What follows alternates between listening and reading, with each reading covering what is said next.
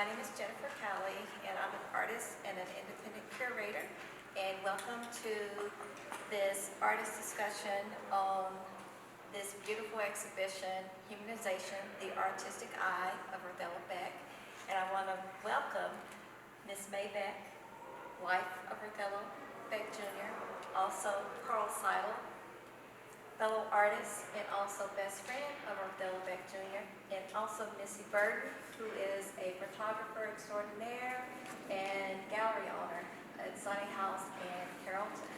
So I'm going to turn the floor over to Missy. I am alive and I am Black. Therefore, I am motivated to paint the human elements and conditions that affect humanity.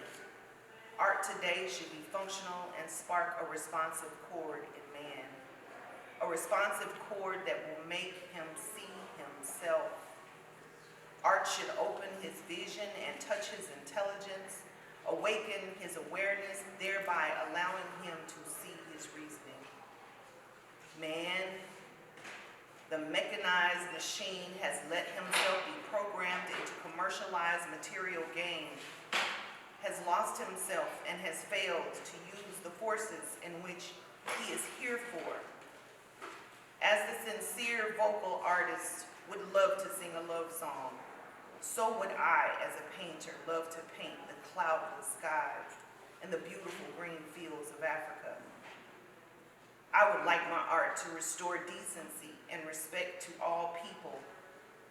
It should in some way eliminate the oppressions and release the spiritual elements in Black people. It should stabilize and bring our culture back into existence. If this is not done, then I have failed as an artist along with my people. Everybody who is somebody deserves the best thing that life has to offer. If you don't understand this, then all that we have labored for in the last and all that we have labored for is lost, and all Black leaders' deaths would have been in vain. I would like my art to point out the inequalities of their environment and morally elevate them towards essential values that would involve humanistic liberation.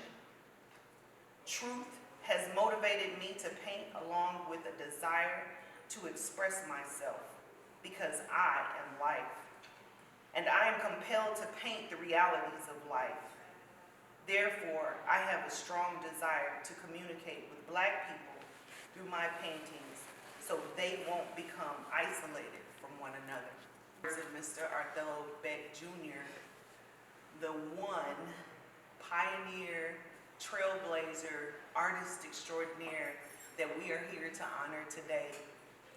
I have to say that you can add to the list of me being a photographer and a gallerist that I am also a fan, because when I was asked to facilitate this conversation today with Ms. Beck and Mr. Sidle, I was absolutely overjoyed, and I began studying, and as y'all can see, I got like a whole thing here of all the things that I was just totally overwhelmed with the legacy of Mr. Beck.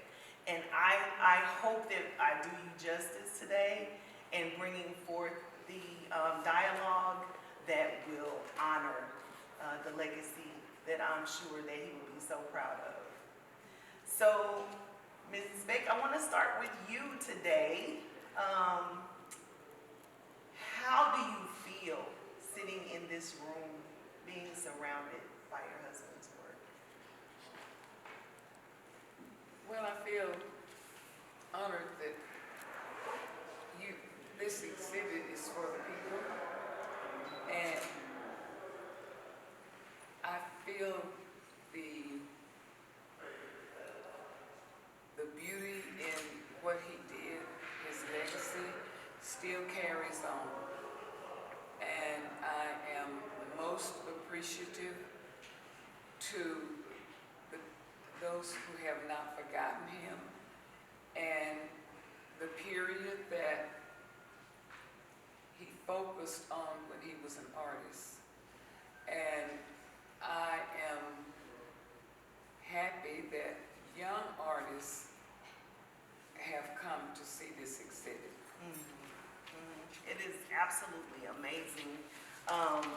This particular exhibit resonated with me as an artist because of what he stood for. And I wanted to ask you specifically about, so there was a period where his works were, speaking to the civil rights movement and our people's fight for what was right and for just the ability to be seen as humans.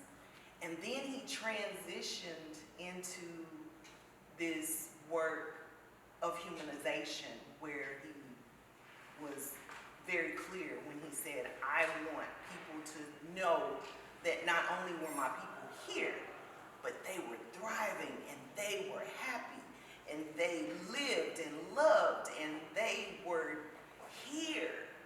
And he felt like that was his duty to communicate that through his work.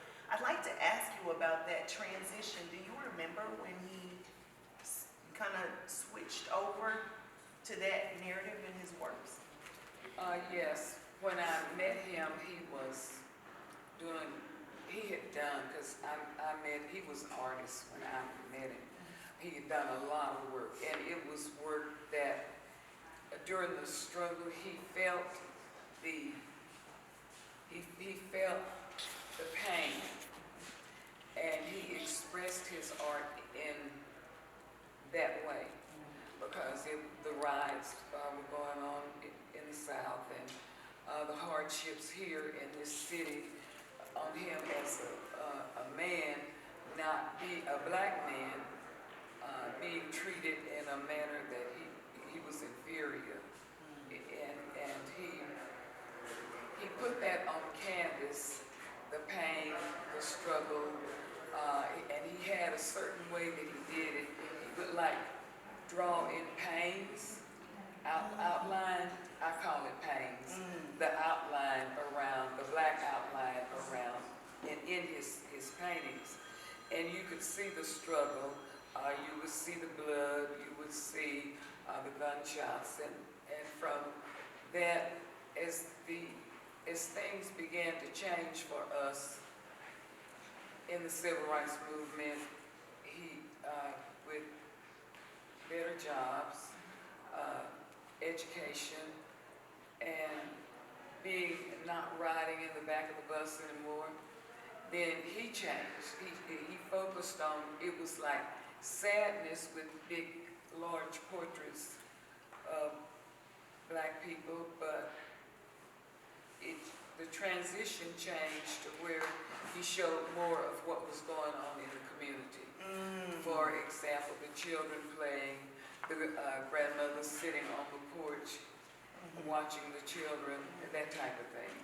And his church scenes, where his church scenes he never stopped painting the black biblical characters like Jesus, Moses, and the other characters.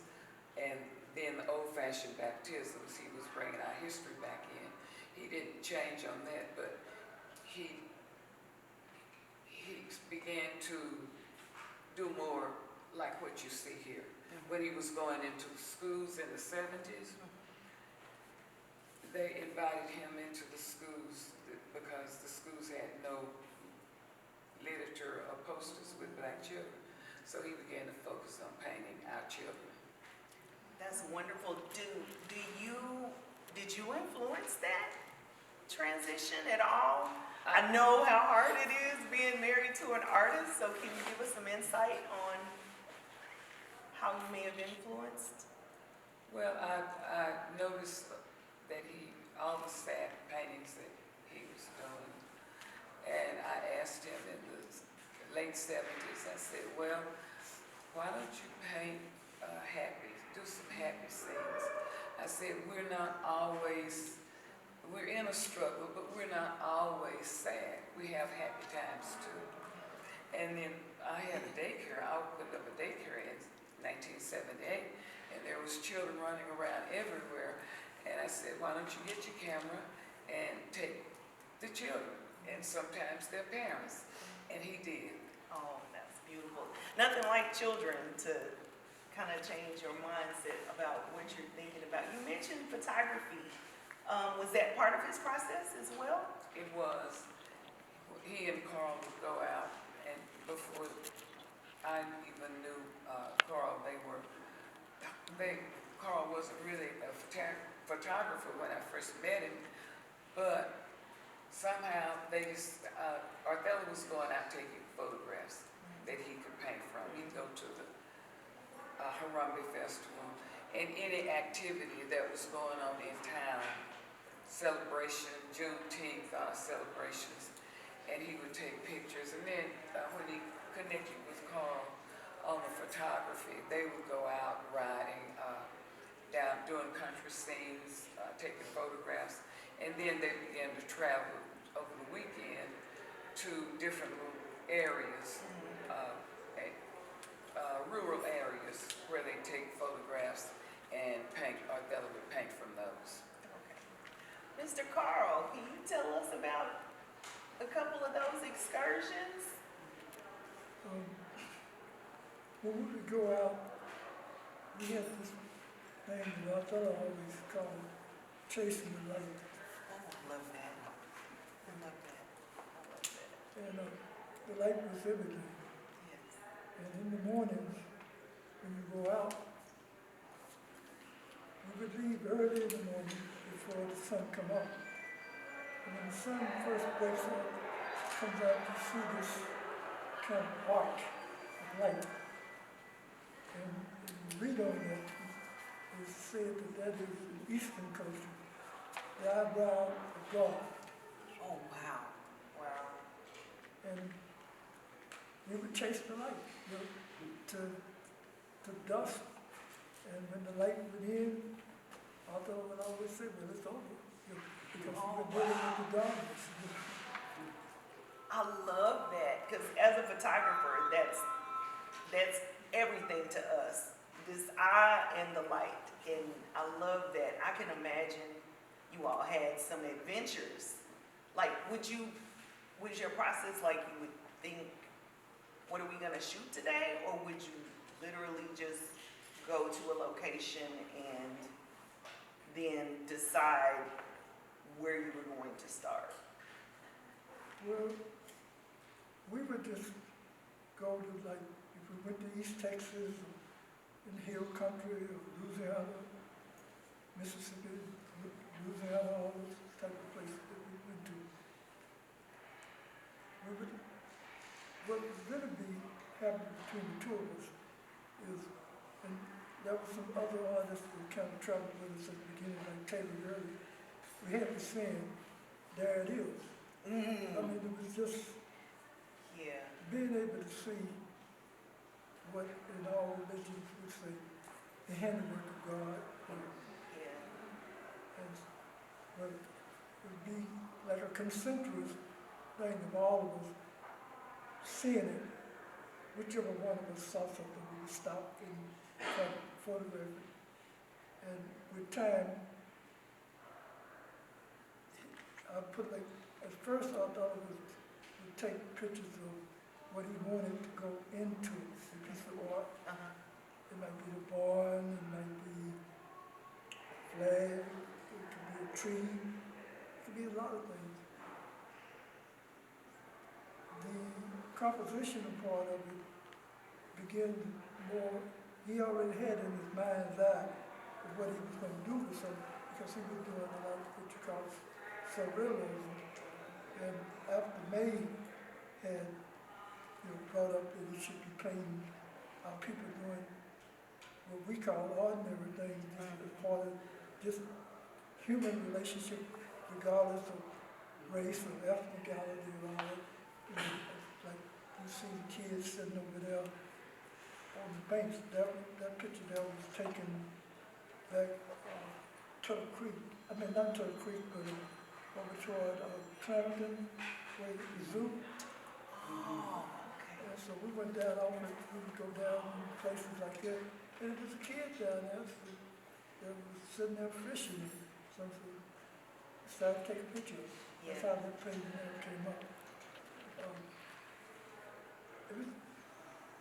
So two of us are basically trying to exhibit our people in a positive type of manner, and yet at the same time, the pictures that you see that are at the earlier part of his career are the ones that represent civil rights movement as our struggle as a people to be treated equally in a system that we're dealing with voting issues, yet when it comes to taxation, with the taxes are taken out before you even see it. And I think any legal matters should be stated on those grounds, like Sturgill Marshall dealt with civil rights. These things should be taken before the United Nations in order to, as a people, we have, suppressing this freedom of speech. Voting is a right to have in terms of freedom of speech. If people are paying taxes, they should be able to vote. Absolutely. Did you feel when you started on this journey of showing our people in a positive light, or as you mentioned, doing ordinary things, did you get confirmation? I feel like every artist gets confirmation in their soul that they're doing what they were called to do as it relates to what they decide to communicate. Did you all receive that confirmation, or did you just know this is what we have to do? Did you feel like an obligation, or was it just you answering a calling? Well, you use the word feel, and that's a good word in terms of the emotional side of men. When you talk about the spirit, you're speaking on a relationship of the level of consciousness that's governed by the emotion, which is like the gasoline that fuels the person or the spirit to go about doing the things that it do. Absolutely. So what we were doing was whatever we call barriers, that was the way of the spirit speaking to us from a feeling point of view that that's what you would record. Yeah. And it could be nature, it could be a person, it could be a building, it could be a squirrel in the backyard. Yeah. I mean, Arthello took pictures of chickens. Yeah. You have a picture here where you did of a clothesline. That's a normal scene that you used to see, especially back in the 60s and 50s. People would have these clotheslines, they would hang out their clothes. And stuff. So, after Mayhem challenged them to do something a little bit more, that, other than just having the political side, show us as a people doing ordinary things that everybody in the world is doing, regardless of what country or their background, race, or any of that, on the highest level, God's in respect of no man. I love that. I love that because, and it's crazy that we even have to think like that. We have to prove to people that we are human, and that we feel, and that we love, and that we experience joy and sadness. And yes, we get mad, just like we're supposed to. It's completely crazy to me that you even have to think that way. But for you all to be such forward thinkers in documenting the Black life so that people had proof that our people were thriving. And the other thing that I love about it is that this was not a transition that said, we don't want to talk about the trauma. We know the trauma was there. You all said triumphantly, I want to talk about the triumph. I want to talk about how we overcome those obstacles on a daily basis and how we're able to smile at the end of the day and give thanks at the dinner table despite whatever else happened prior to that moment. And I love the strength that you show in the Black family, or that he showed in the Black family in his work. And I am so grateful that you challenged him in that way, Ms. Beck, because it was like an explosion of beauty that came from him once you challenged him. He just like stepped into it, and it was absolutely amazing. So I want to talk about humanization, and this particular exhibit has been a long time coming. And I would really like to hear from you, Jennifer, on the inspiration for this exhibit and how you were even able, oh my gosh, I was looking at all of the works and the pieces that you sent, and I was online and I was Googling all the other people. I was like, how did you even choose? What was that like? Oh my goodness. Well,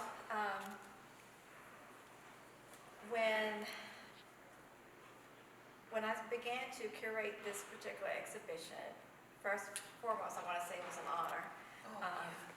It was an honor. And I spoke with May, and we were working together, and I remember being in the gallery, and I think I was there for 12 hours. Oh, a long time. Long time. Over into the night. Yes. Trying to select the pieces, and then, there were so many, and there's, it's just, for those of you who have been at this gallery, there is a lot of work in there, a lot of work. So it was hard trying to narrow it down. And then when I went back to just really look at the pieces and just take them in, and I was upstairs, I was up and down the stairs, just up and down, just trying to narrow the pieces down, and just wanted to really zero in on the heart and the love and the inspiration that went into to his work, and the children, and then our elders, So I wanted to center it around that, but also his quote. It started with his quote, his words, where he said that, society tries to dehumanize us, and I want to humanize African Americans in my work. So that stayed with me. So that was everything. So when I decided on a title for this exhibition, that had to be a part of it. Yeah. It had to be, want to use his words. So I sincerely hope that I did you proud. In the works that I selected and the title and everything, even with this sculpture that's coming, I use Arthello's words. And those words stayed with me. When I first came across those words back in, I believe it was 2018, it was some paperwork that you provided, and found that quote. And I was like, this is it right here. This is the gist of everything, And when I had to design a sculpture, that was everything. And that thing woke me up out of my sleep. Yeah. I remember. Yeah, it woke me up out of my sleep, but we had just moved. Yeah. We had just moved, and my sketch pads and everything were packed away, and I had to sketch it out on an envelope. Because it just came to me in my dreams, and the quote was always there. Yeah. And when I finally came up with the concept, I'm like, this is it. And when I had to show this redesign to the city of Dallas, and just trying to explain, it was rough. It was a rough draft, like very rough, because it was in the middle of the night, and it was dark, and I was just drawing Papers everywhere. Yeah, and just trying to explain it. They said, no, I get it. They said, this is good. They said, I get where you're coming from with this, in just the aspect of family, especially a Black family, husband and wife with kids. The pillars of our community, our Black community, and then the tree. With them sitting back to back. Like, I got your back. Yeah. Is holding each other up, but not from a weakness standpoint, but strength. Like, I got you, I got you. Yeah. And then the kids, because the kids are our future. Yeah. So I want to make sure that all of those elements that are in the sculpture, in this exhibition, was all there, that all stem from his words. Humanization. What was the significance of the marsh trees? Because I remember for you, in the process of designing the sculpture, you were like, I've got to go to Louisiana so that I can photograph these marsh trees. And then I'll come back to Mr. Carl, who was actually out there chasing the light.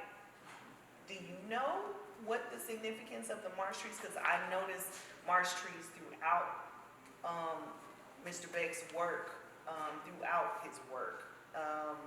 So when you was there something significant about the marsh trees, Mr. Carl? Well, the marsh trees really developed out of us when we would go to Cowley, and they represented part of slavery in terms of New Orleans, when like we first come in the South, we have a lot of marsh type trees. And when the slaves escaped, they would have to go through the marshes and so forth. So symbolically, Arthello had this thing about going to Cowley Lake, which is Texas' only really natural lake. The rest of them being made. And that was the real reason that we started photographing the marsh trees and that type of thing. And it also played, there was another part of it too, in the sense of we had a tragedy that happened in the family with his son. And he told me that it was hard for him to paint, people in it because of the manner in which his son died. He started doing a little bit more landscapes. And a lot of part of his career was the swamps and those type of things like that. So that was the swamps and the marsh trees were like therapy for him while he was mourning the loss of his son, you think? That's a part of the family thing that I have to give to me.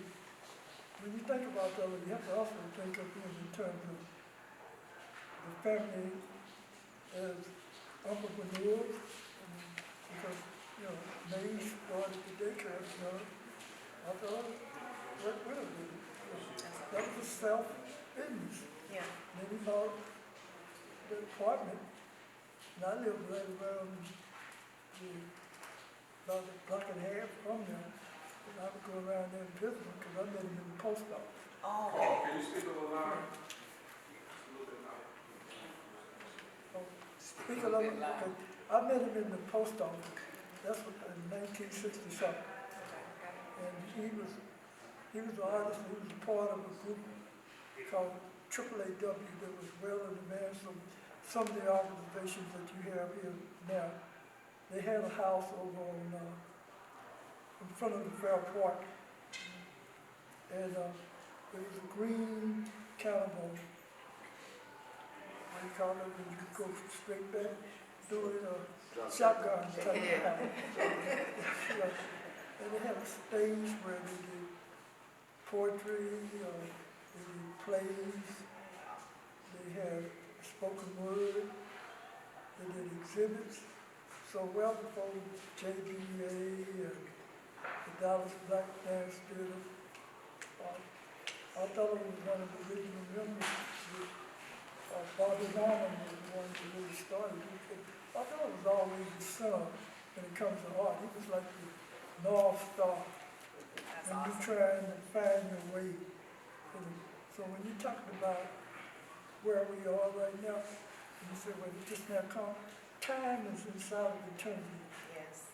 And this is the time, it's time for everything.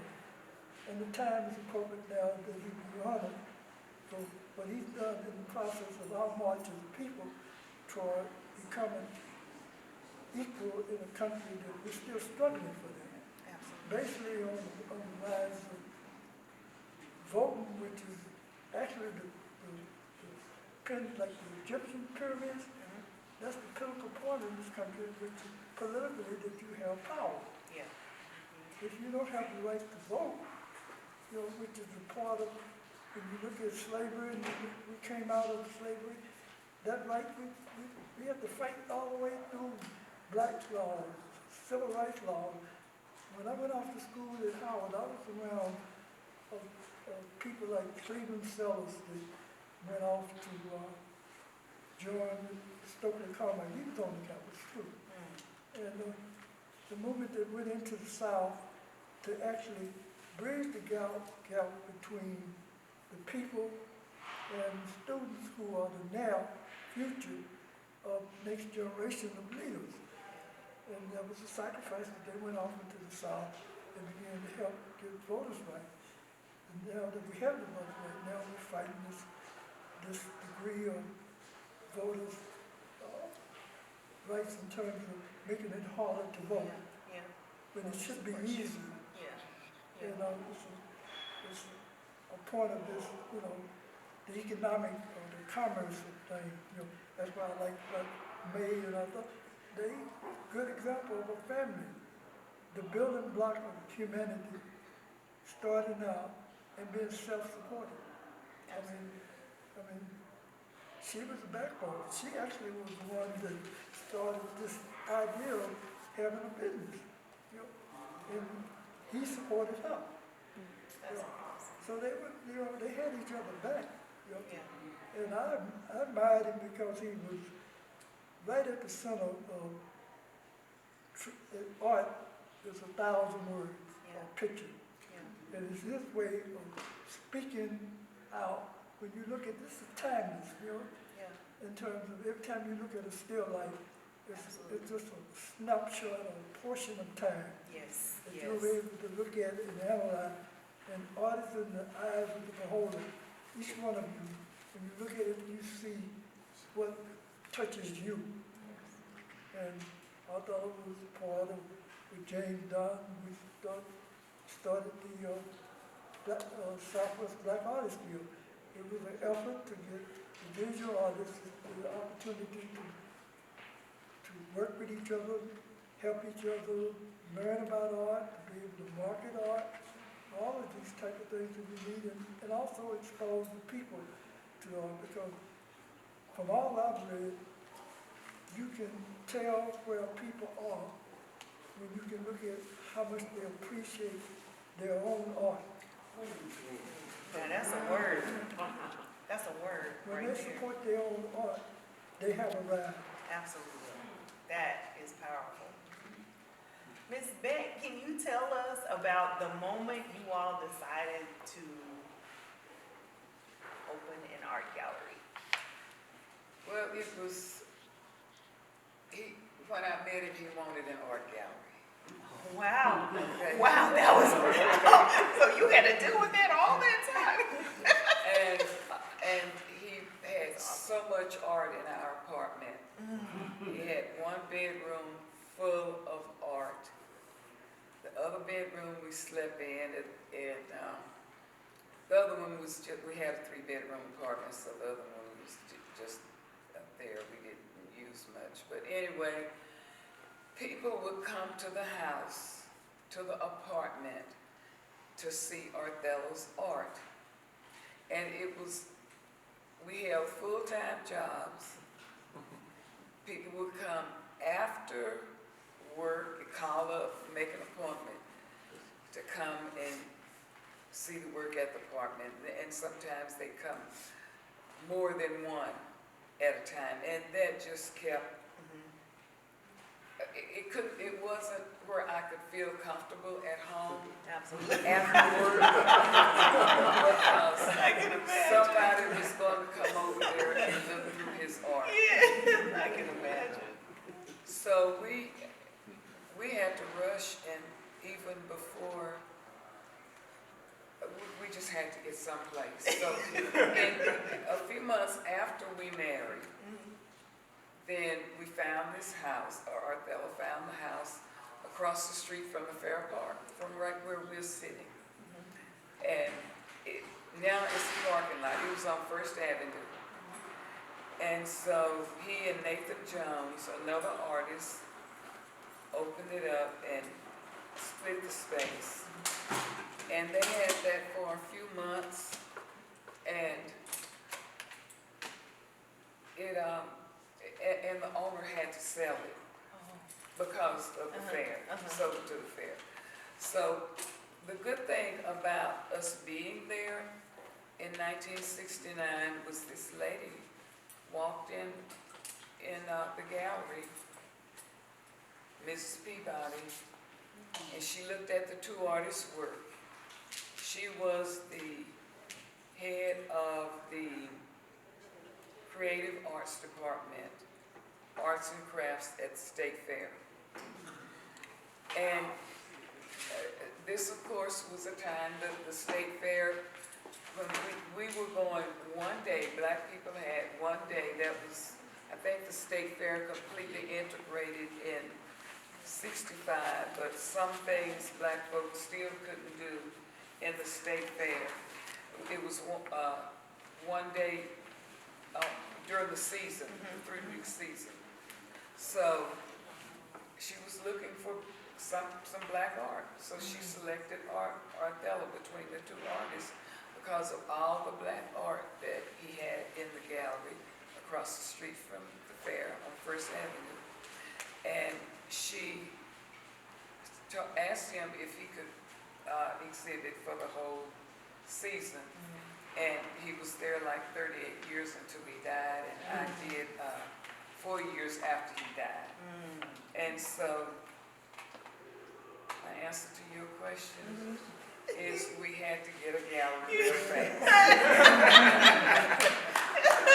From there, after they had to move out of that one, he went to a one-room building on Ledbetter for a few months, and it was across from business school.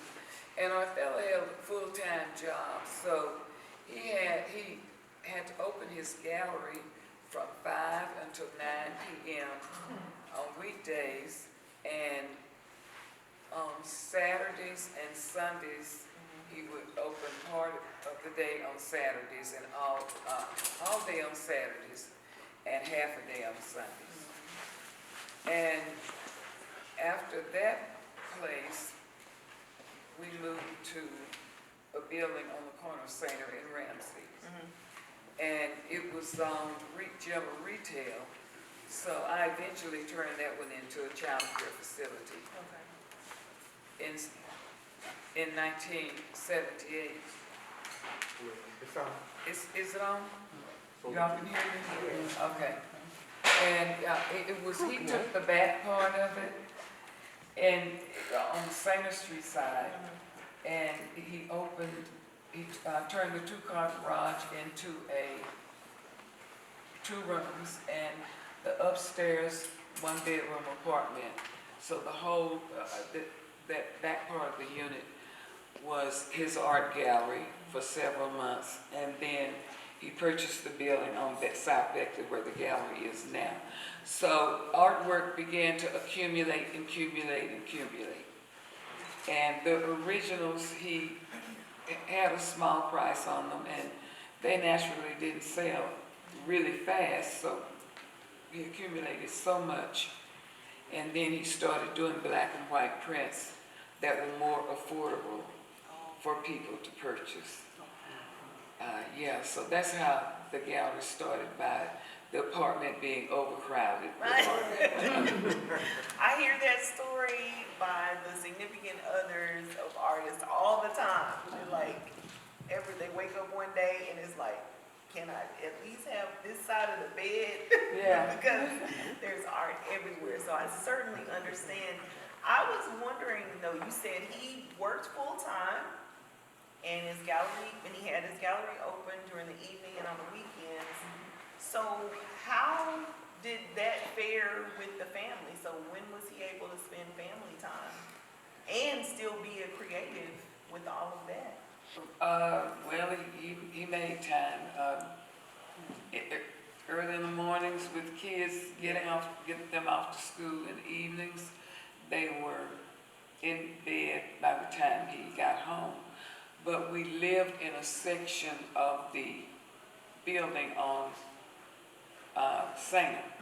So, I mean, if they wanted to see him, all they had to do was go out Yeah. in a door that connected to see him. And he spent a lot of time with the kids on Sundays too. And when he was, he worked full-time until 1983. And then he was able to go full-time gallery. That was my next question. Yes.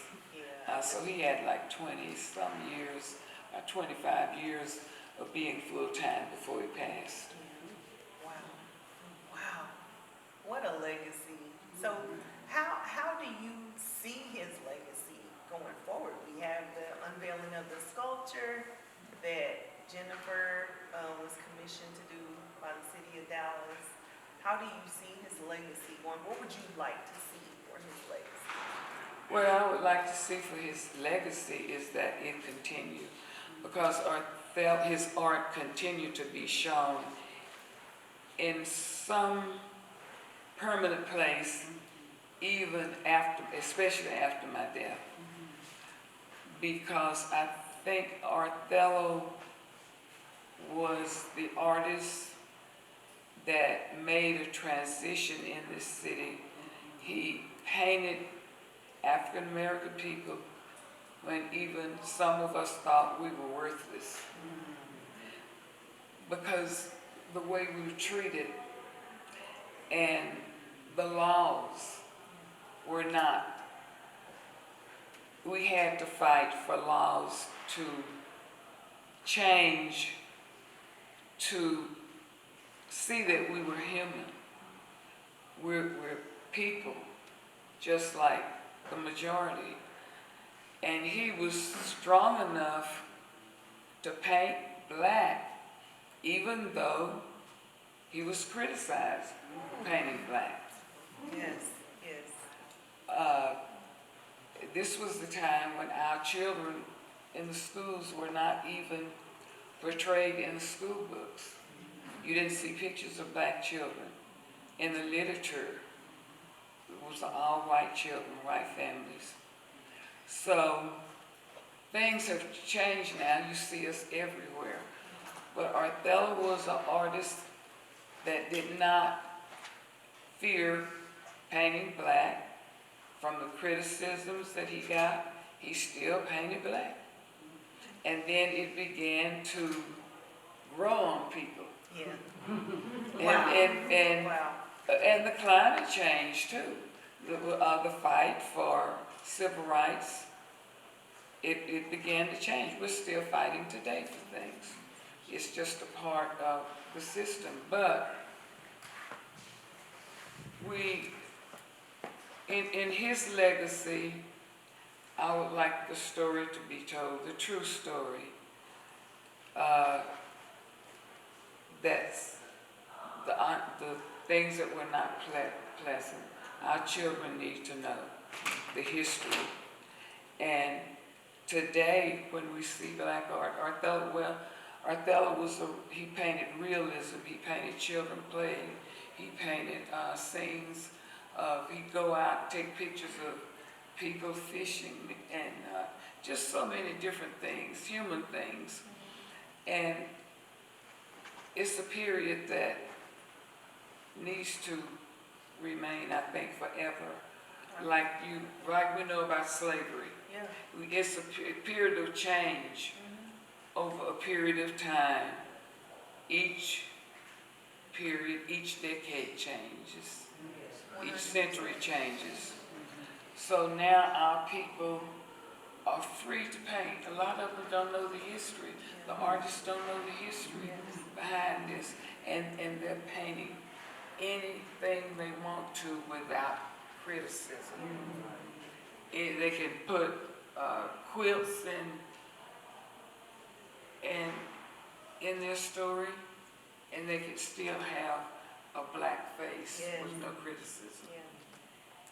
I love that. I love that. It's super important for our people to know that yes, there was trauma in our history, and there was tragedy, but we are descendants And so we have the obligation as a people to tell that story.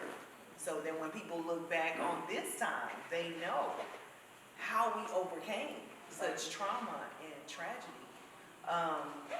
Not even trying to erase it, but celebrating, you know, how powerful our people are. I love that. I absolutely love that. So I have another question I want to ask you. I know you're like, Missy, shut up and let the people ask the question. I will answer any questions. So that portrait of you, every time, when I first saw it, I literally got choked up. I want to know how, when he painted that portrait of you, tell me about that day, because I guess it started as a photograph, and so you knew he was going to paint you. So how did that come about, and how did you feel when you saw that painting? Okay, he didn't really start as a photograph. It didn't? Oh, He always made me pose. Oh! I love that. That's awesome. And then she takes a sip of water. I love it. That's awesome. He did 3 portraits of me. That one, I was really tired that day because it was the evening and I had finished cooking and I had cleaned up the kitchen and everything. I just sit down in the chair to watch him paint something else. I would do that often, and so he moved the canvas that he was painting from, and he started sketching me.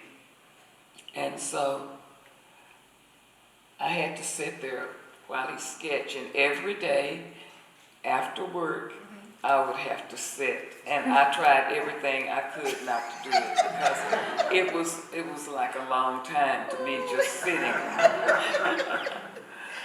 So he finally finished it after a period of time. Like he would sketch it, and he would get to the point to where he could do a little bit without me sitting there.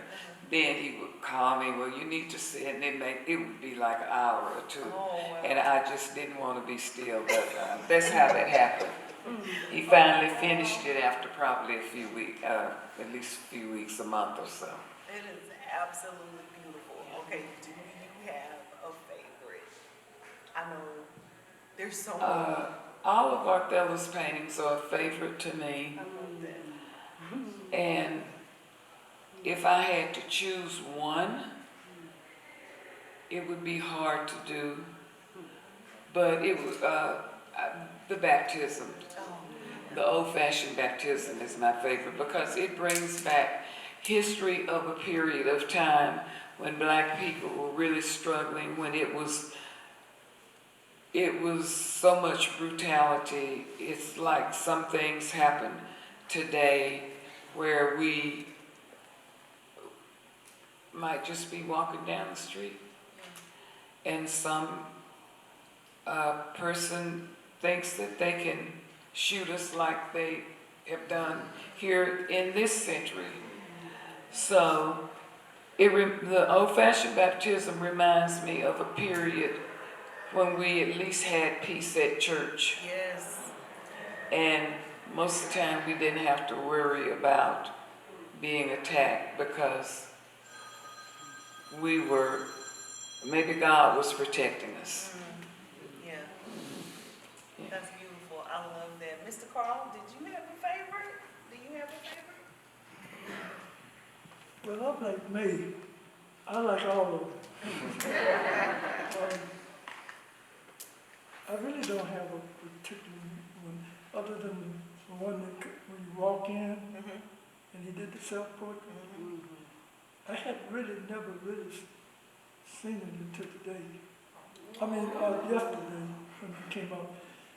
And it really kind of, for me, symbolically speaks of how I feel about it. You know, the dog is sitting there and you see the chain on the dog. The dog represents peace. And that was Arthello. You know, he was a gentle giant. Yes. And you see the cloud, as Jennifer talked about, you see the white hand. He didn't put a face in there. Most of the times when they had a painting and he had like the White House or something like that, he wouldn't put a face because he wasn't trying to say a whole race is wrong. There are good people and bad people in all races. So he just put a hand, which the hand represents the creative principle. You do things with damage with your hands, you know. And I had something I did want to do here, Okay. and I have to get to it. Arthello's influence, I want to give names to people that I personally was around that I know that he had influence on. There was James Dunn, the artist who founded the Southwest Black Artists Guild. Nathan Jones was the artist. Taylor Gurley, artist. Nathan Wright, artist. Burl Washington from Fort Worth, artist. Harold Robson, the Afro-American Museum art director who was a professor at Bishop College. Curtis King, JBA, when he first came here, the first person who signed to make sure that he could get JBA off the ground. Arthello signed it. Ann Williams, the founder of the Dallas Black Dance Theater. James Kemp, artist / entrepreneur, because he's another one of my favorites for being able to go out and talk chess to the kids. Educational thing in the school system. Louis Ray Potts, artist. Gwendolyn Pruitt, artist. Ted Ellis, who is now a well-known artist. He would always come up, and every time he come to the gallery, I'll say, well, he seems to always disappear and come up and look at what I'm painting. Anita Knox in Fort Worth. Art Thornton, the founder of the R.C. Hickman Young Photographer Workshop. Erica Badu, singer, songwriter, record producer, and actress, who was one of the students at the daycare center that they started. Gerald Evans, artist. Frank Frazier, artist. Linda Camp, artist. Jennifer Cowley, artist, curator. Wendell Garden, photographer. Jesse Harbacher, photographer. Charles Lover, photographer. Vicky Meeks, curator, artist. Ron Nash, film, still photographer. Gene Lacey, artist. Stephen Meek, musician, that's what I pronounced that wrong. Albert Shaw, artist. Henry Richardson, artist. Lester Steele, artist. Evita Tenario, I hope I pronounced it.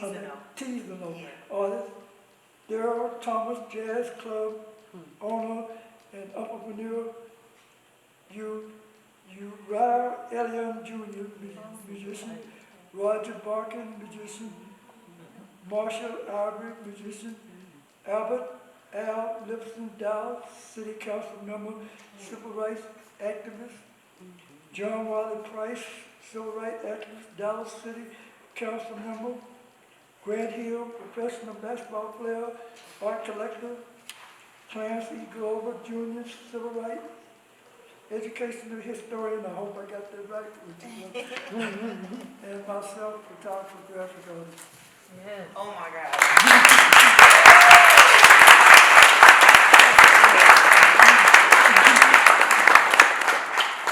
For one individual's light to shine so bright on our community is a blessing in and of itself for us all.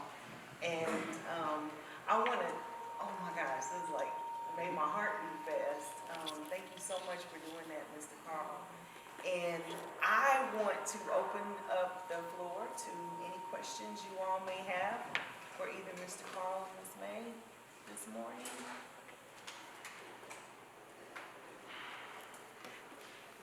When he first started painting, so he had been painting when you met him before y'all got married. Did he say what inspired him to want to paint? Did he ever say? Well, he started painting as a child. Okay. Yeah, in elementary school. Started drawing. Okay. And he just continued. to draw in high school. I remember him when I first started in the 9th grade. He was always in the art teachers, like when you change classes and you're walking down the hall, and I would look over and I see him standing next to the art teacher all the time. I thought, when and then you'd see him and the art teacher in the hall putting up displays on the wall. Then you'd see him on stage with James Dunn, a friend of his, who eventually started working for Aretha Franklin doing her album covers. So you'd see them, both of them in the hall, setting up the stage, cutouts, posters, everything that they needed art for. Yeah. He would be the main one doing it along with James Dunn. Wow. And then I didn't see him anymore for the first year of the 9th grade, because he graduated, and I didn't see him anymore until 13 years later on Bishop College campus. Wow. But he was very famous in high school because he was an artist. Wow. And he painted what the art teacher said do. I don't know what he did at home. But when he was on Bishop College he didn't attend Bishop College, but he was on campus because he was taking work out there for Dr. Harry Robertson to exhibit on campus. And so he was exhibiting Black religious pieces, huge paintings.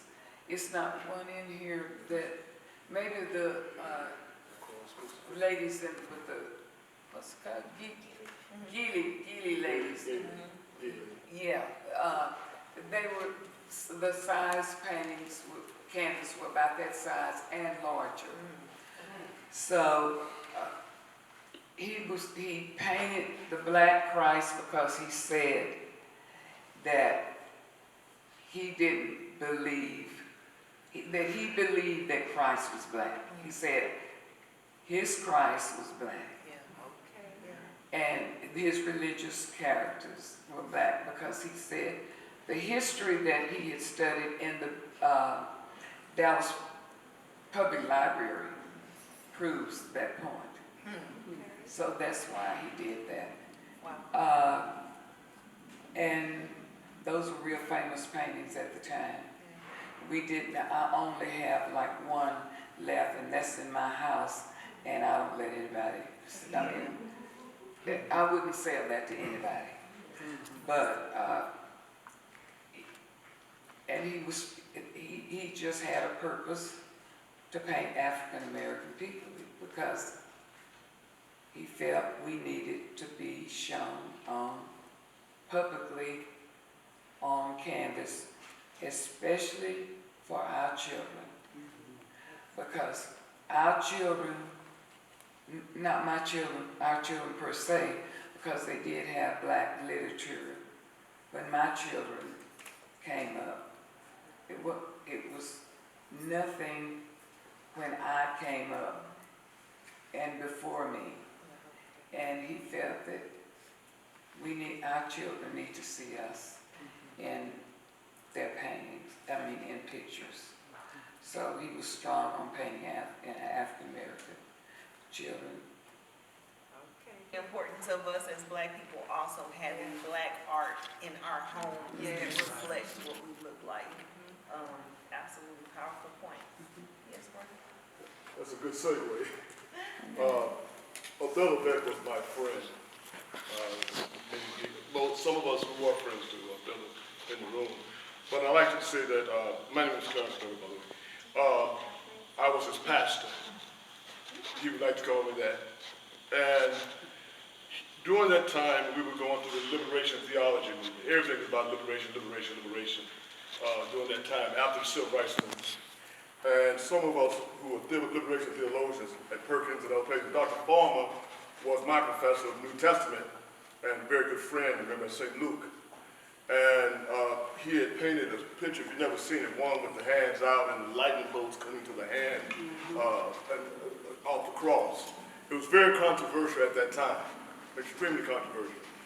Well, I would go around and ministers would ask me to preach at their churches during that time, and maybe I talked about it the other night. And there are several churches in the city, I'm not going to call them right, but one in particular I went to and I said I could not preach there because of the white image in the baptism scene, because liberation theologians did not do that, you know. Arthello came and painted it black.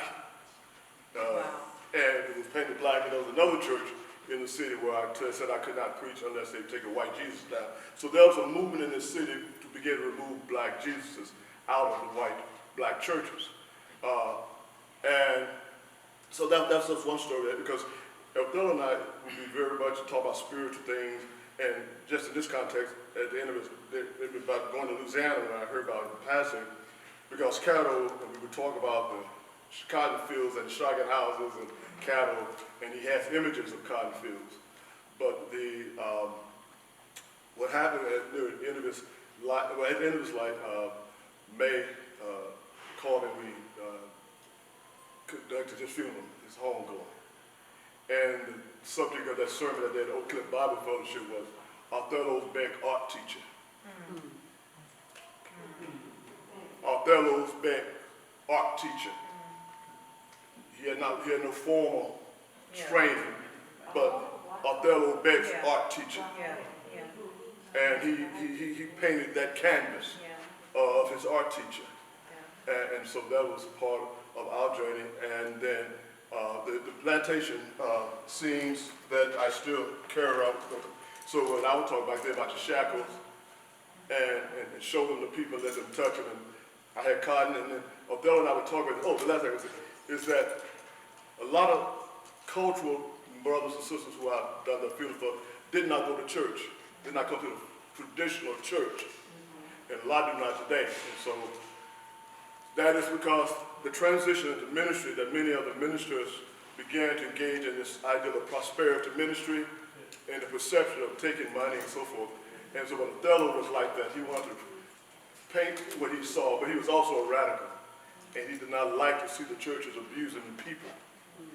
And so we talked about that.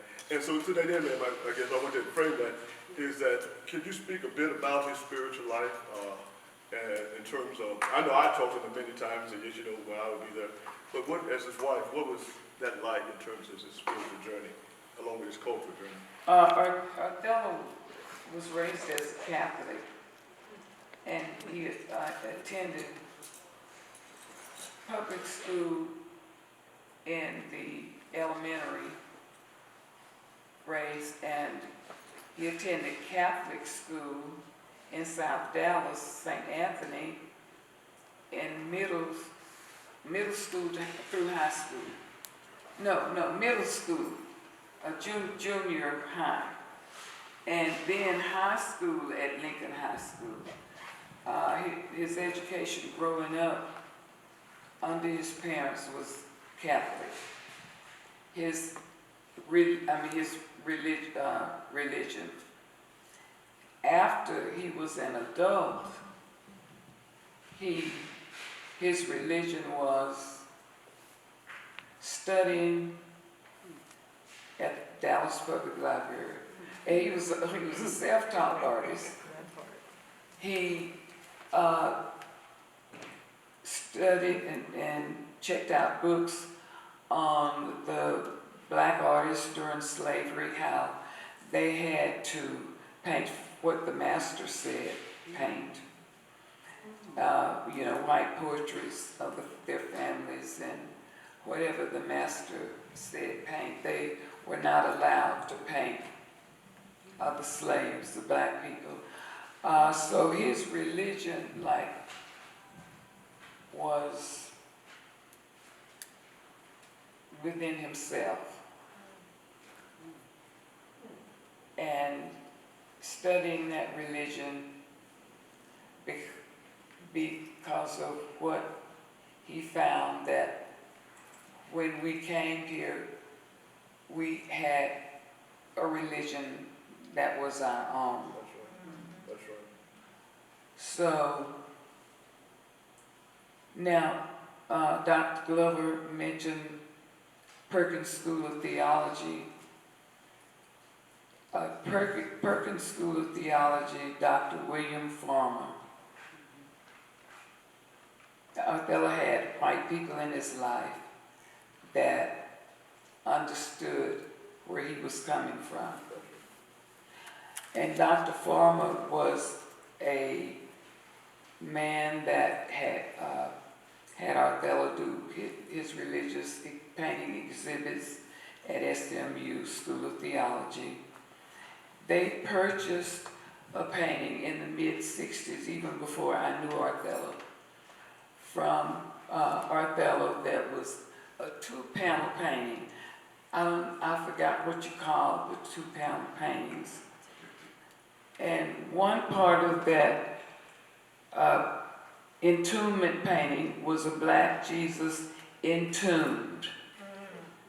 And the School of Theology at SMU purchased one that's still there in one of their art galleries, and they had a connection with the School of Theology, Interdenominational Theological School in Atlanta, and they purchased the other half.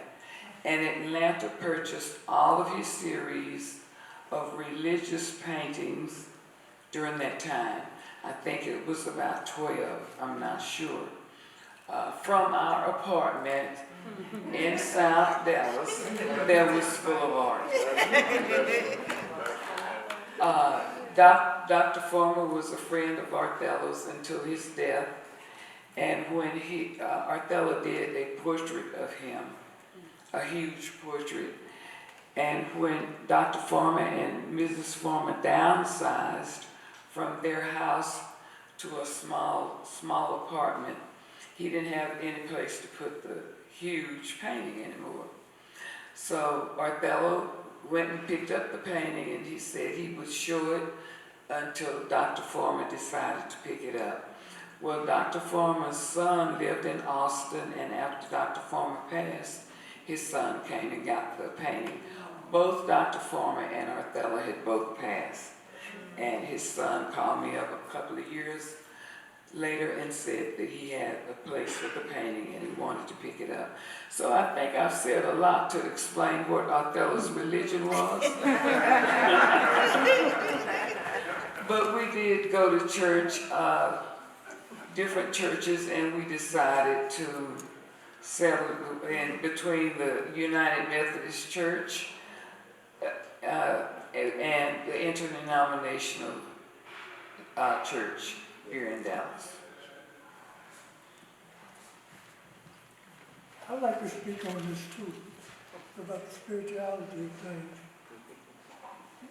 We would have a lot of discussions about this as we would be riding to take pictures and so forth.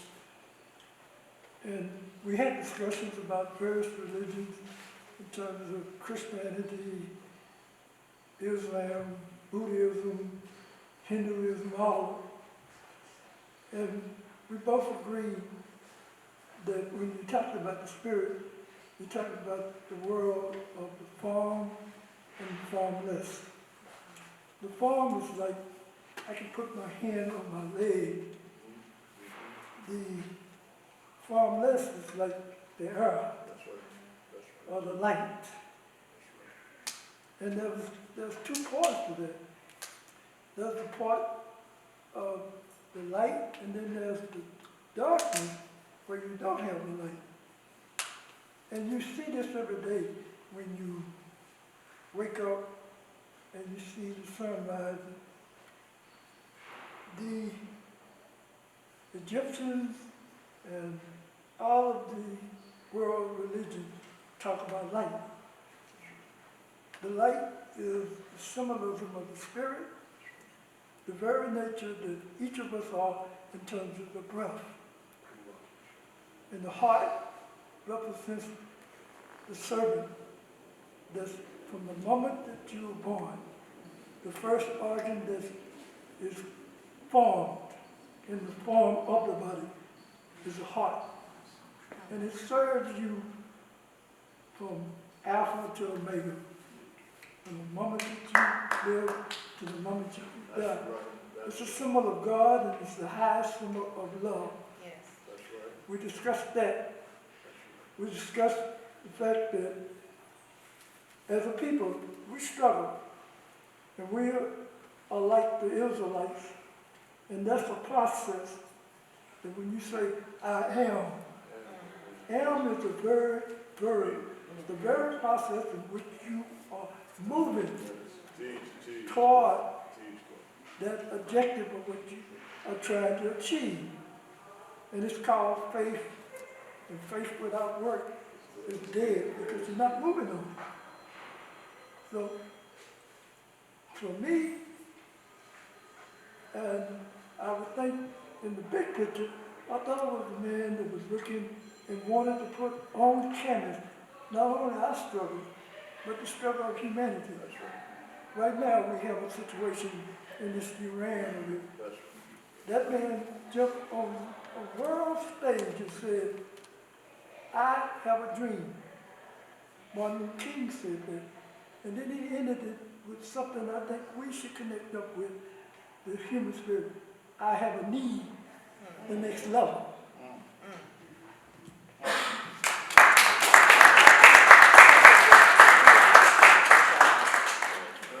I just want to make a comment too about religion, because a lot of people would come into the gallery and get in heated arguments with Arthello about religion.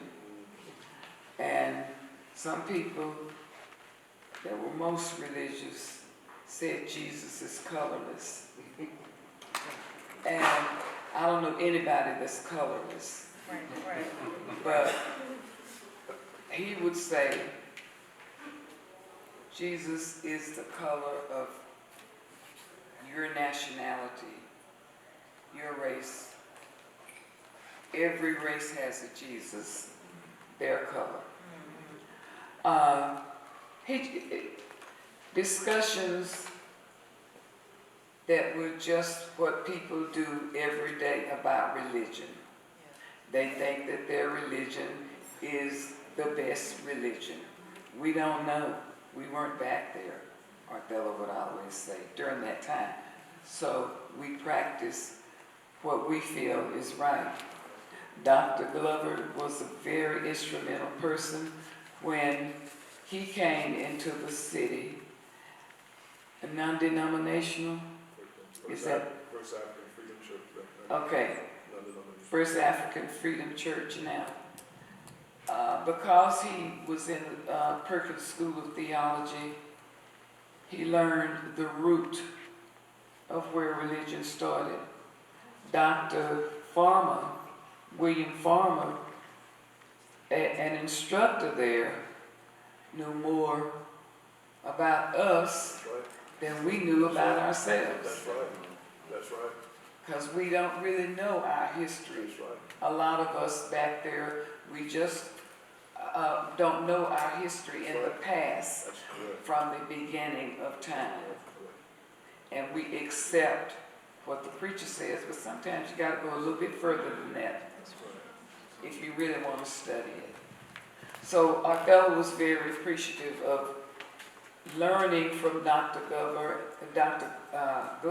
and being a young man, and Dr. William Farmer being a theology instructor, scholar from years before Dr. Glover came to SMU. Are they in the room? Okay. Ms. Starks. Ms. Starks. Ms. Maybach, Yes.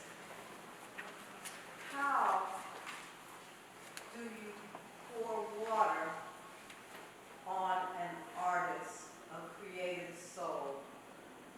For those of us that have creative souls in our lives, some gold nuggets, please. How do you pour water on a creative soul? Yes, how do you help it to blossom Pardon me? How do you pour water on a creative soul? How do you help it blossom and grow? Okay. That's a good question.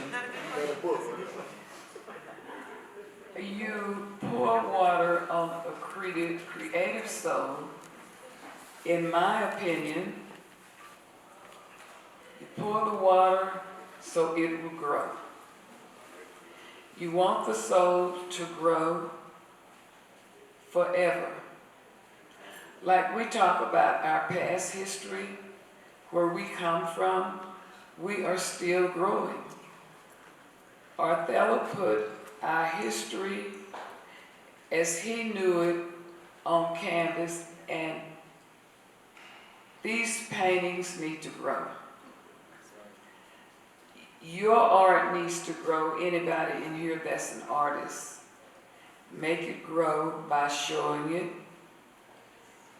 Make it grow by selling it.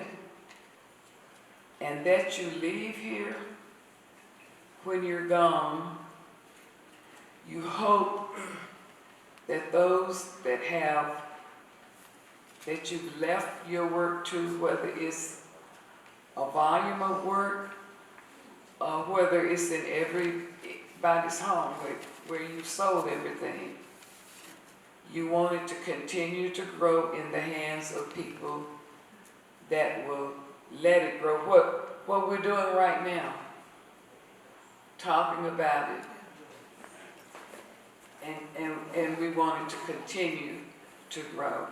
Everybody's art, no matter how much volume you have, or how small, or no matter whose home it's in, pass it on to the next person.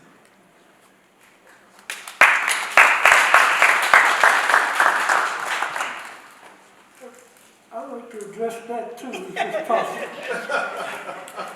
Go for it, Mr. Carr. You use the word soul and water. Now, water is the substance that every living organism on this earth has to have. And as a woman, the women have more knowledge of serving the water to the kids than men will ever have. It's already in them. And when you look in Scripture, it says that Mary, when they went and they were looking for the baby Jesus, and they found him, he said, I have to go about my father's business. And she said, well, we were worried about the natural response from a mother. The mother then says nothing else, but Mary kept that on her heart. A mother knows her child and what that child's inspirations and aspirations are about. If you feed that, and that the essence of that feeding is the water of life.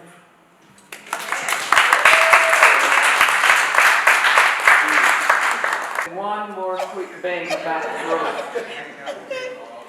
There's an original painting in this room, and it doesn't have a title to it. I don't know what the title is. When Jennifer asked me about it, I said, I don't know the title.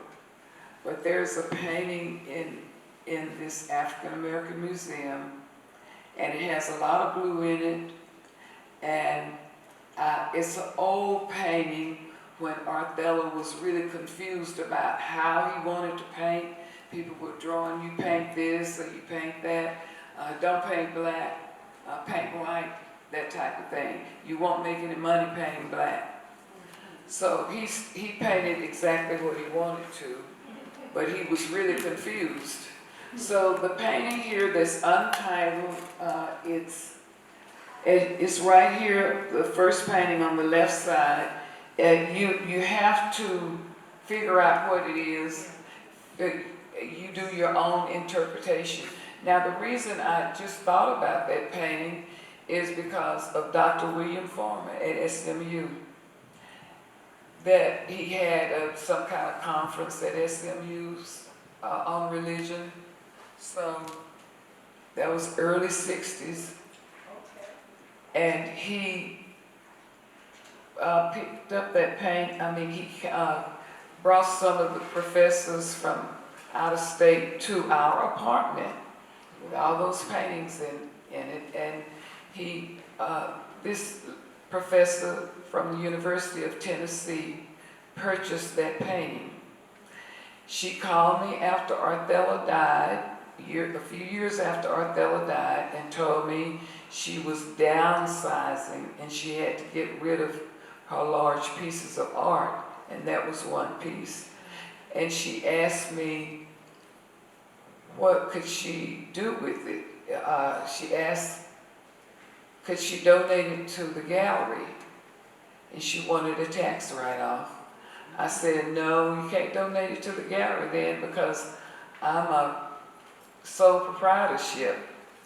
And I said, why don't you donate it to the African American Museum? And she shipped the painting here. And that's what, I went back, I thought about this when Carl was talking. That's what makes artwork grow. It's still here. I don't know if she's still here. I know Dr. Farmer has passed away, but this painting is here where it can be shown in a permanent place.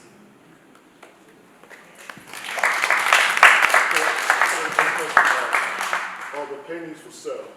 That's what I was gonna. Are the originals for sale? Yes, they are for sale. The reason I raised that question because I know Arthello, I know May. And I want to say, because so oftentimes as African Americans, we may say, I can't afford that piece because it's so expensive. But I do want to encourage you today that if you know a church or an organization, particularly African American churches, that you can encourage your minister, your organization. Would not it be a wonderful thing to have one of Arthello's paintings hanging in your congregation that you can buy collectively? Am I making sense?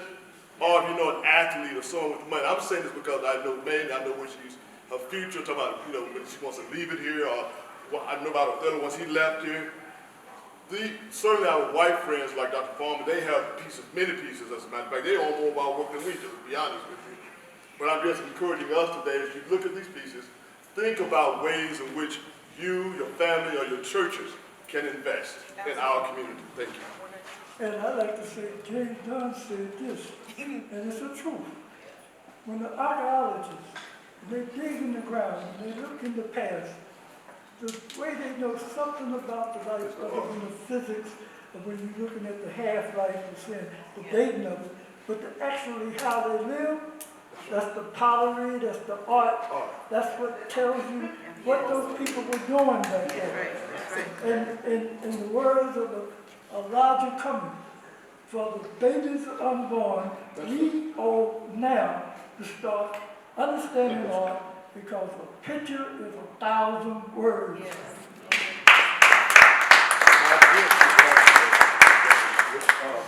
I just wanted to know, how do you deal with all that artwork in your apartment? Oh, it was just a part of, it became a part of our daily lives. The more art, the more space we had to have. That was how you wanted it. That was how you wanted it. In the back there? I just had a question. I just came into town, so I recently learned about this amazing artist. But I wanted to ask a question. When I was looking at the works, in particular, All Alone, or the Black Young Gentlemen by Themselves, it was this really beautiful kind of meditative state that they were in. Sometimes you see images where someone's alone and it seems like they're longing for something. But in the paintings, it feels like they're alone and they're at peace. So I was just wondering about the humanity of Mr. Beck. Was he someone who enjoyed isolation or moments of like solitude around reflection? Because it seems like the images, that even any of the figures that are by themselves, is this really kind of poise of like meditative state or like calmness even in their moment of alone. So just wondering, just based on his personality or his practice, was he a the type of artist that did enjoy kind of moments of isolation or kind of being by himself? No, he just didn't have a lot of time by himself. He was the type of guy that would, when he had a job, you know, his daytime hours were filled with the job. After work, it was the art that gave him, when he had time to paint, when his, how can I put it? After getting off from work, when he had a full-time job, there were certain chores that he had to do, like all men have to do. You got to take care of the yard, make sure the car is serviced and all that. He took care of all of that in a way to where he could paint after work. And and he had gallery space after we moved out of the apartment.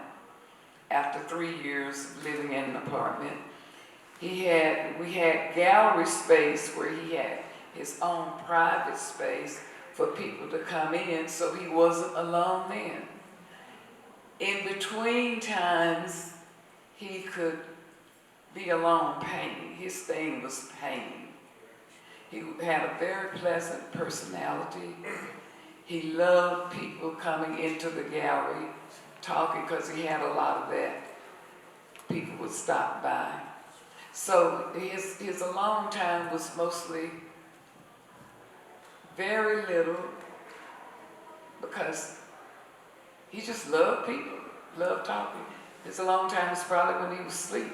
You know, and didn't know he was alone. Yeah. James? Yes, Mrs. Beck, first of all, I stand. I applaud you and your husband, honestly, for all the work. I've been to your home.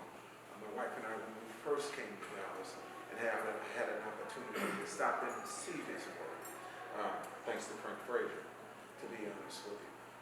My question is, for one, would you like to see this as a traveling exhibit around the country to places that haven't seen work like this? I mean, we've got the Kinsley out there and different things. They move throughout the country, but I think this would be another great piece or great body of work that everyone in the country, if they're willing to come and pay or whatever, should see this, because this is historic. This is historic, and you might not ever see something like this again. Yeah. Maybe never, for some of our young people. And the other question is, your husband's contribution to the arts. I know that we all do art differently. The paintings, these are beautiful. But there's artists, black artists out there, that don't just do this specific type of painting.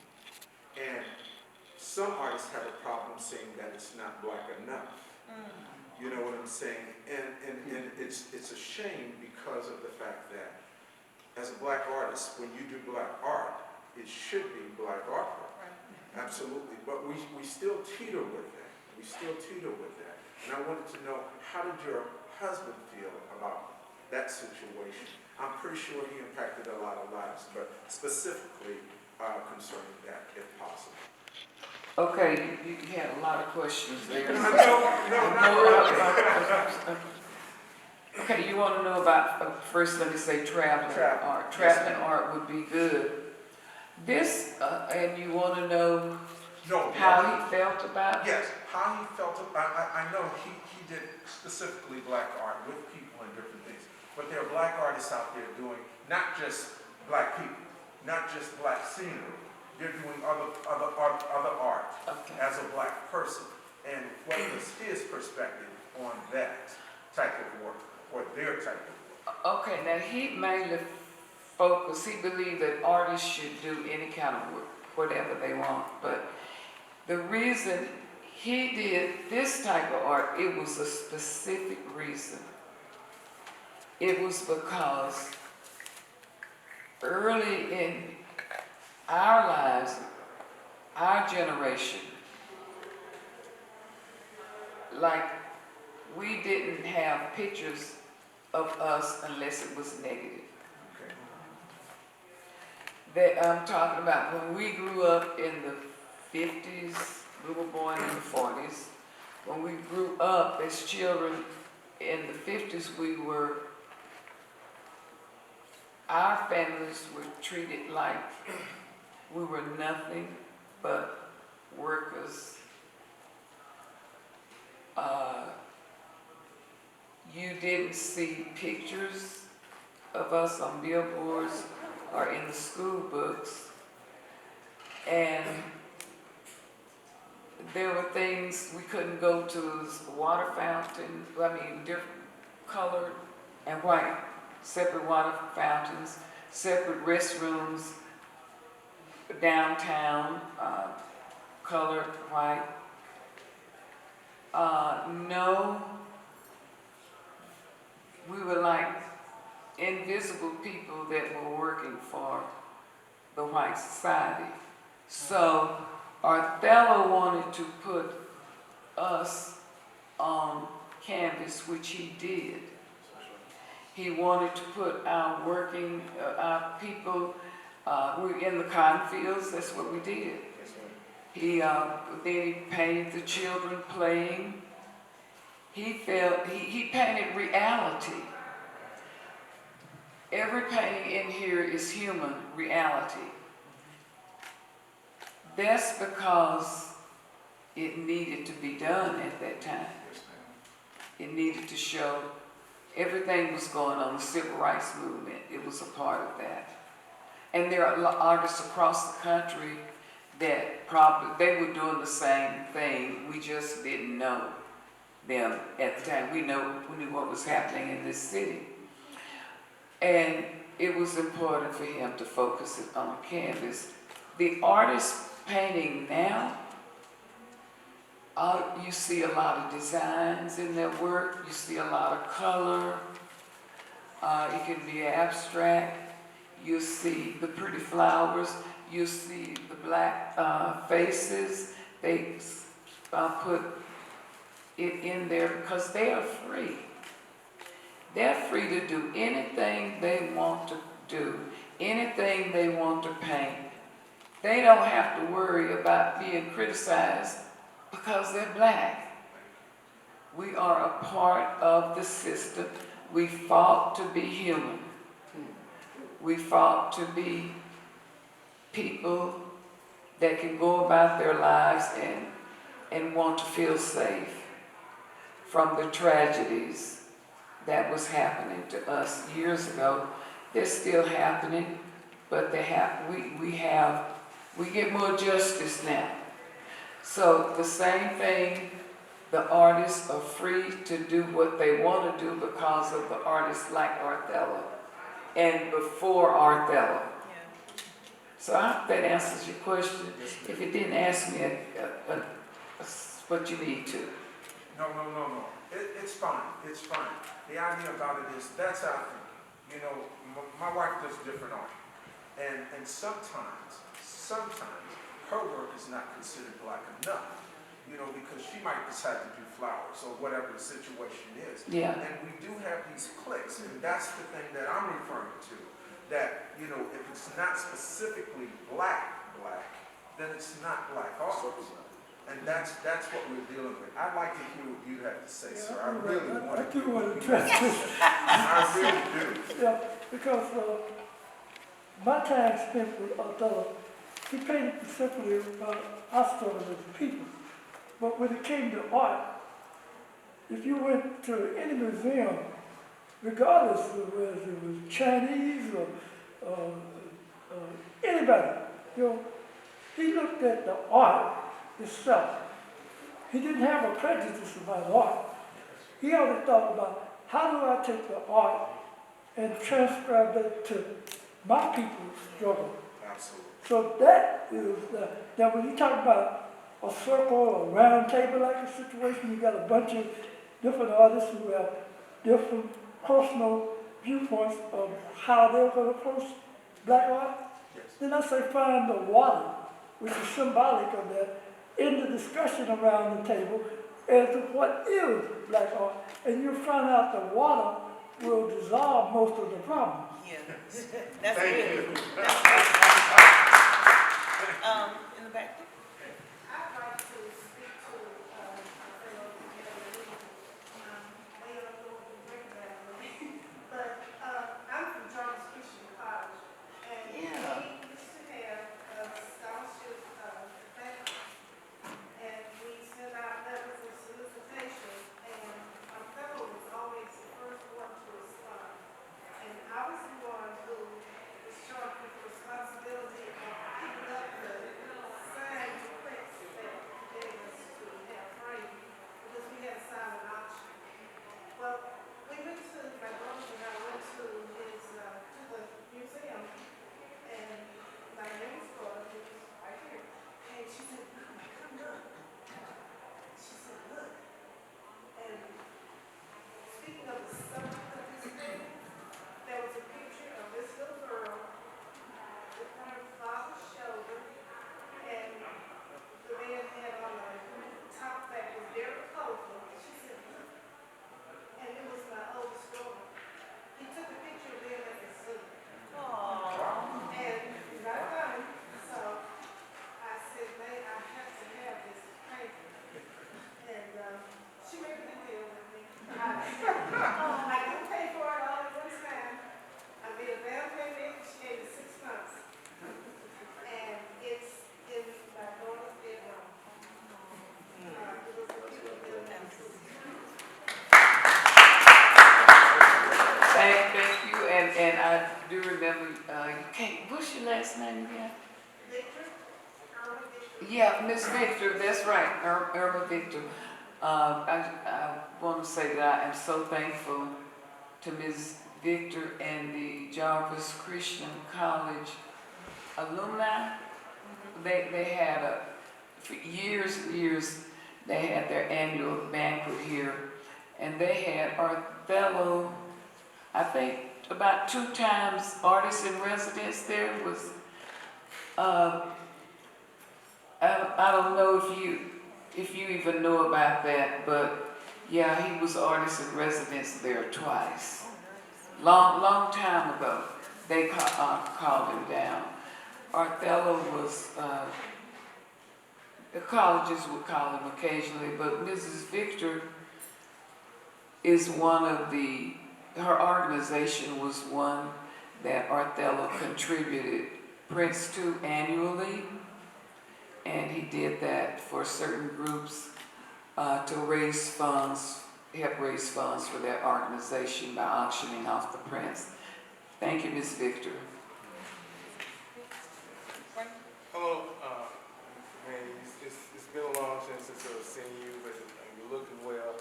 And first of all, I got a question, but I wanted to thank you and Arthello, because Arthello was the first person that I met as an artist who took me under his wing for a while and showed me the business.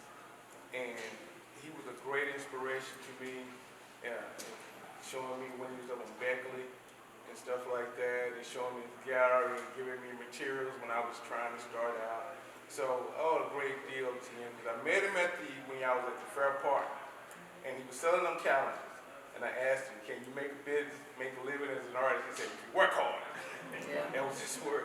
But I had someone come by my gallery, and which is part of, and they looked at I have a piece of Arthello's, it's a print though, and I bought it from him many years ago, and they asked me about the piece, and I said, well, at the time I kind of lost contact with you guys, and they wanted to purchase an original. I said, well, I don't know about original, but they said, do we have more prints? So my question is, I remember back in the day when I used to go to your gallery, Arthello had stacks of prints, limited edition, different things. For people who cannot afford the original, and like I had a client that wanted to buy an original and they wanted to buy a print, and I don't see it here, it might be somewhere, but I kind of walked around. How could they get that if, do you still have limited edition prints at your gallery? Or Yes, I still have prints, plenty of originals. If you walked in my gallery right now with these paintings being here, you would still, it's still a gallery full of paintings. Right. And of course, prints are much less, so, yeah. Well, I mean, I prefer people buy original. As an artist, I know I prefer people buy original. But they specifically, they saw two of his pieces that I got years back, and they said, well, I don't know if this original is sold. I think one of them was sold. But he said, can I have a print of it? And I didn't know if you still were carrying. He said, was it limited, signed, limited edition? Yes. Okay, so that's why I don't have too many. I have one that if they want me to sign, I have one of the, I sign them now. You signed it. Okay. Yeah, because he's no longer here. Right. And so the one we too proudly played is here. It's the baseball piece. And that's about the only one. The other two that are limited edition, I don't sell them that way. I just sell them without with his signature that's already printed on there. Right. Yeah. What gallery are you with? Well, no, I'm an artist. I have opened my own gallery, a home gallery. I got a 50 I bought a house where I can carry as many as 60 pieces of art, 2 levels. So it's my own gallery, which I have a lot of clients that come through. So one of the clients at the time, I had 2 of his pieces on display with Alex Bugeaud, and he looked at Arthello and said, I noticed art. I said, yeah, he's the one helping me get started. So he said, I would like to own that original. And I said, I think he sold that piece. And one of them was of the Buffalo Soldiers. Yeah, well, tell him to call me. Okay. And if he's local, he can schedule an appointment to come to the gallery. I'm in the same location. He's not in Texas. He's in Palo Alto, California. I should. But I could just go. But I would try to contact him back. But he was really looking for it. And I said, I think that Arthello told me at the time I got their pieces, I sold that original. So that's why I was asking. Okay, let me know about the piece. You can send a picture of it, and give him my phone number. And are you in Dallas? Yes, I'm in Dallas. What's your name? Frank Siles Jr. Okay. Yeah. Okay, good to meet you. But connect him with you me. You know where the gallery is. Yeah. And you can look Arthello with the A. Look it up online and telephone number, address, and everything. So call me. I will, definitely. Okay. And that goes for everybody. Y'all all need to go buy a painting.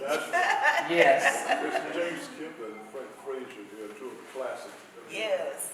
Yes. Brother Frank Frazier, Brother Kemp over here. Yeah, I'd like to acknowledge them too. Kemp, come around and let people see you. This is Arthello's one of his oldest friends. That's right. We met him about a year after we married. Here's another friend, not as old as me, a young friend here, artist. What was your name? Billy, yeah. Billy Edmonds, one of Arthello's friends, and who else? Frank. There's Frank Frazier, artist, Arthello's friend. Any other artists? Can I say something? Yes. I just want to thank you for continuing his journey. I'm getting old, and I hope my wife contacts you so she can continue my journey. Thank you. Oh, she's very experienced already. Frank Siles, because it's 2 Franks. Yeah. There's Frank Frazier and Frank Siles. Okay. Well, I'd just like to make a notation. Frank Siles said that he came into the gallery and Arthello was very instrumental in giving him information. But a lot of people came to town, a lot of artists. When they first come to town, somehow they find out about Arthello. And he encouraged a lot of artists to go ahead with their career. And Frank, thank you for the compliments about that. I can't believe that it's been almost 2 hours, and we've had such an amazing, powerful discussion. I appreciate you, Ms. Beck, as well as you, Mr. Carl. Oh my God, somebody, Jay, you wanna take a picture of me with them because this is like awesome. But I wanted to end our conversation with Arthello Beck's words as a reminder to us all about what humanization, this wonderful exhibit, The Artistic Eye of Arthello Beck Jr. is about, what he was about as an artist, which was the humanization of his people. And I would just like to end with his words and his words only. I want to thank you all for joining us today for this amazing conversation. And this is what we will call, yes ma'am? Yeah, you can say whatever you want to say. We've got a really nice crowd here, and I appreciate everybody being here. And I would just like to ask a question. How many of you own prints by Arthello? Okay. And how many of you own originals by Arthello? Great. Okay, thank you. Absolutely. Very much. We need to get that to 100%, right? Yes. Yes, yes ma'am. We're going to get that to 100%. Truth has motivated me to paint along with the desire to express myself. Because I am life, I am compelled to paint the realities of life. Therefore, I have a strong desire to communicate with Black people through my paintings so that they won't become isolated from one another. Thank you all for joining us today for this amazing artist talk and the honoring of Arthello Beck Jr.